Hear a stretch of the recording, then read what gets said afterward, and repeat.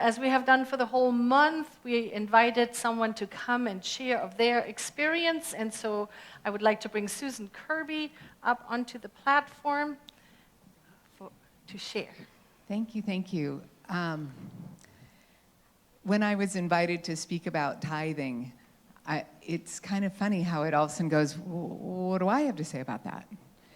And what I realize is, Jeff was even at our house this weekend, and I said, or last weekend, and I said, and he said, but how you've attained what you've attained is what we're interested. Like, how do you get to give away? And I realized, as Reverend Karen was speaking today, it's that piece of what's mine.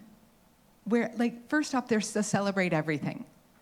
So, like, when the fires came and took everything, for anybody who doesn't know, in 2017, we lost everything in a fire. And you'd think that's horrible.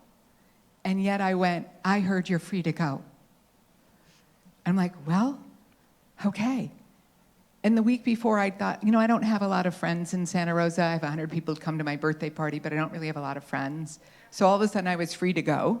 And I'm like, well, I want to move near friends. And all of a sudden, we end up coming to Arizona, and I didn't know anybody. And what I realized is you don't need to know people to move near friends. Like, we wouldn't have you guys had we not done that. We wouldn't, and I'm going to share with you how I get through that, is how I got through before that, and this is that part of where Reverend Karen referenced Reverend Leslie's talk last week, where she said, it's not a reward, it's a reflection. So I can look at, like, I don't know, how did I get here? Like, I don't know how I got here. And Jeff goes, I know how you got here. It was a reflection, like, of who I am. So there's this little poem. It says, like a child brings his broken toys with tears for us to mend. I brought my broken dreams to God because he is my friend. Instead of leaving him in peace to work alone, I stuck around and tried to help in ways that were my own. Eventually, I snatched them back and said, God, how could you be so slow? He said, child, what could I do? You never did let go.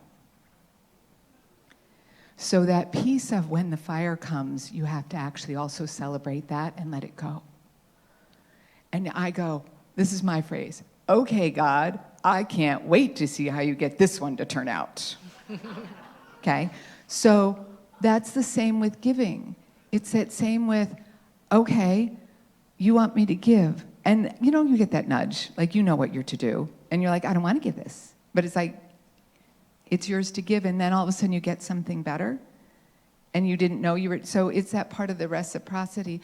So each year we've been here, it's like, okay, we're giving, because we've been receiving a lot, and we thank you, and we give a lot, and then it's like, okay, even going into this year's thing, I'm like, listen, we give a lot, we're good, and it's like, we're giving more? Yes, we are. Okay, we're giving more. So it's that piece of wherever you've gotten to know, and in today's conversation, Reverend Karen was saying about, I am of this community, and it's mine to support. Like, I'm going to give all that I can to have this be this. So when you feel that little nudge, trust it.